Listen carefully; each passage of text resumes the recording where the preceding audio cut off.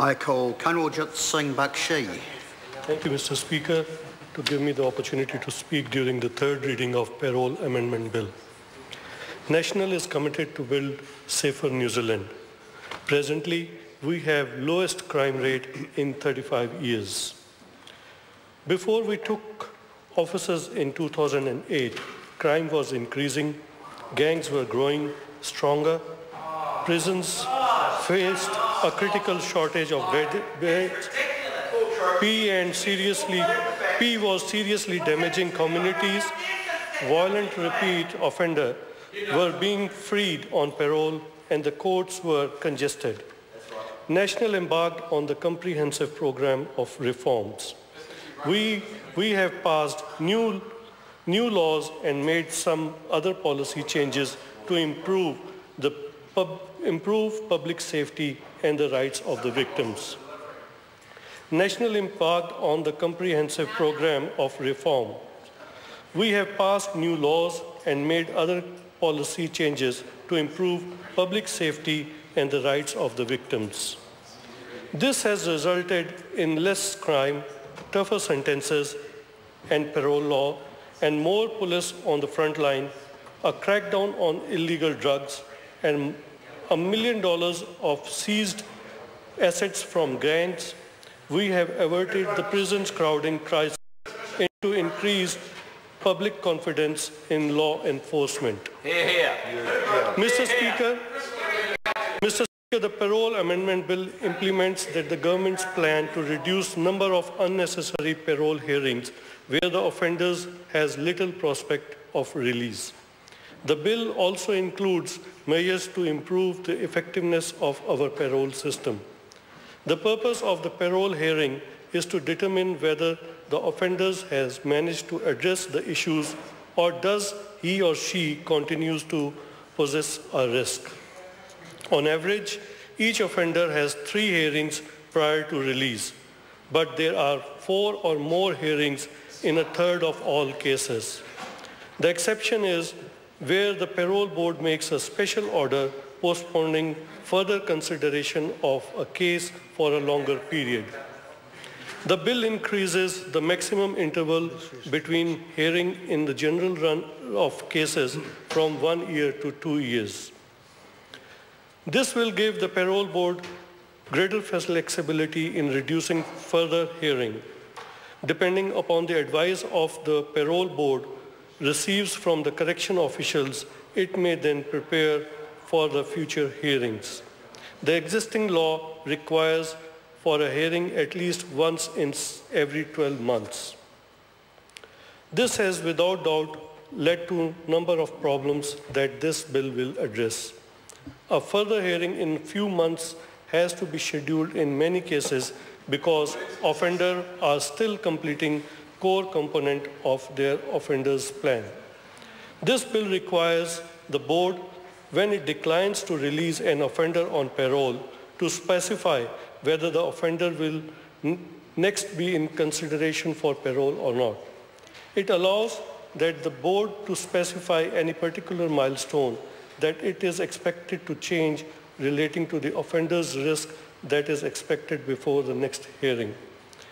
As an incentive for prisoners to address the reasons for their offending, the bill includes a process for having their cases brought forward when a milestone are achieved earlier than expected.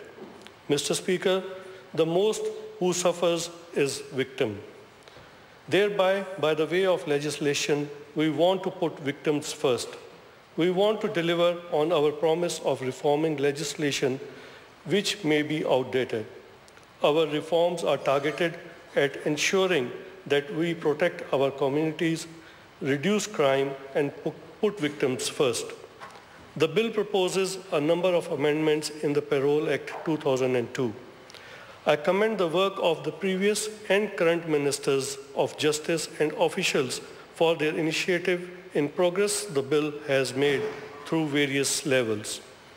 Mr. Speaker, we want to put victims first, but we also want to ensure that the prisoners who show good positive behavior have every chance of being let out on parole.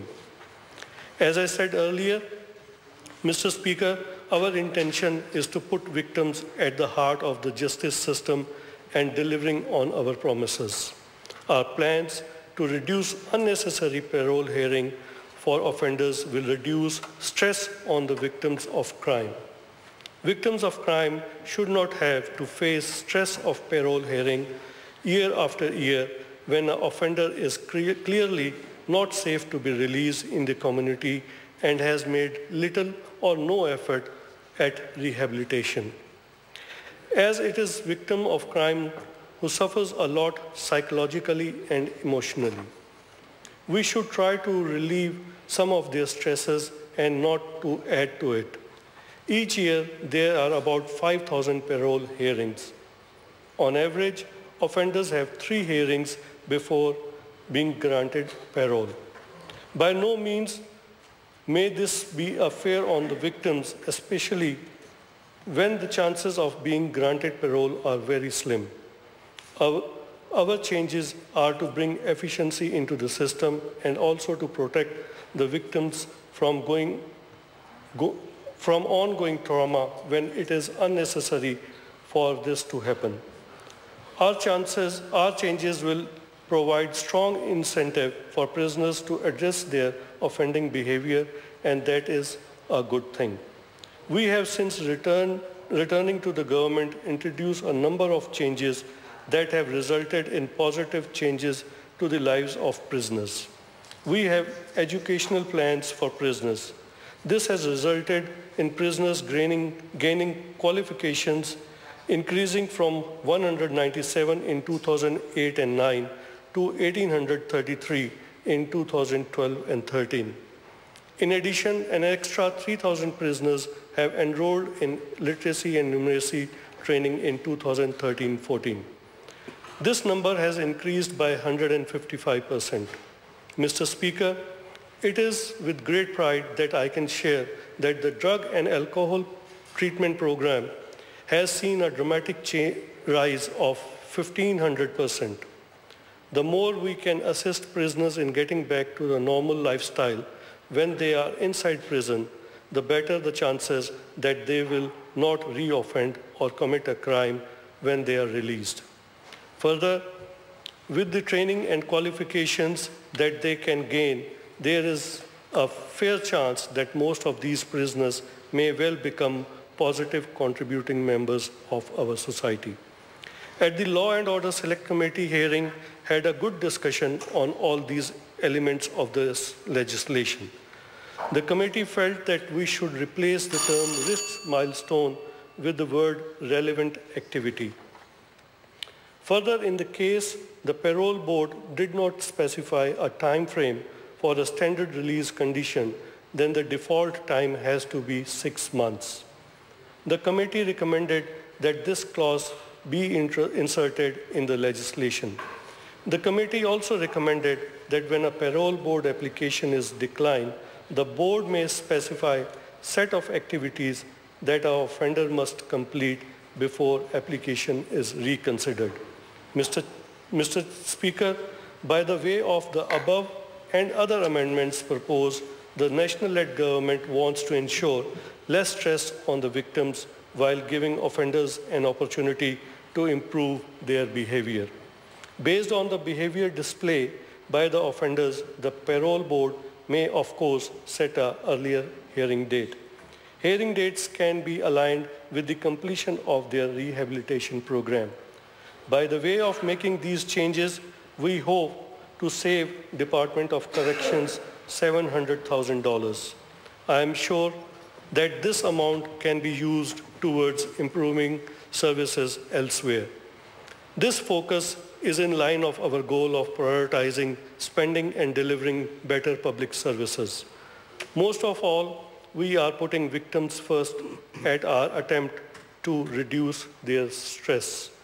With these words, Mr. Speaker, I commend this bill to the House. Mr. Speaker. Honourable Phil Goff. Mr. Speaker.